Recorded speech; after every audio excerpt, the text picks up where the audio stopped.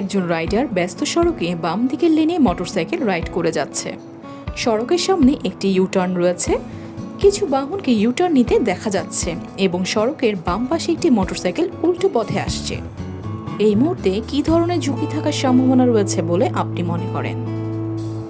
ইউটার্নে থাকা covered van মোটরসাইকেলের গতি বুঝতে না পেরে সামনে চলে আসতে পারে। উল্টো পথে থাকা মোটরসাইকেলটি আপনার সামনে চলে আসতে পারে। কাভার্ড ভ্যান পিছনে ব্লাইন্ড স্পট থেকে যে কোনো বাহন মোটরসাইকেলের সামনে চলে আসতে পারে।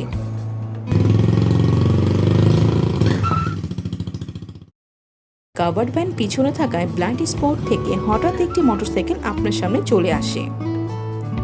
এমন অবস্থায় আপনার কিভাবে মোটরসাইকেল রাইড করা উচিত? ইউটার্নে গতি কমিয়ে রাইড করা উচিত। ব্লাইন্ড স্পট সম্পর্কে সঠিক ধারণা থাকা উচিত। অন্যান্য বাহনের গতিবিধি সম্পর্কে সঠিক ধারণা থাকা প্রয়োজন।